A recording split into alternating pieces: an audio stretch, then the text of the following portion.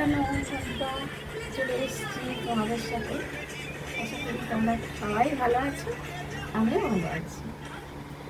আজকে মেনু নিয়ে চলে এসেছি বন্ধুরা। প্রথমে বলছি শুক্তো আর কলমি শাক ভাজা, ওখানে আছে মাছের তেলাপিয়া মাছের ঝাল, আর এখানে আছে রুই মাছের ডিম দিয়ে আমের টক।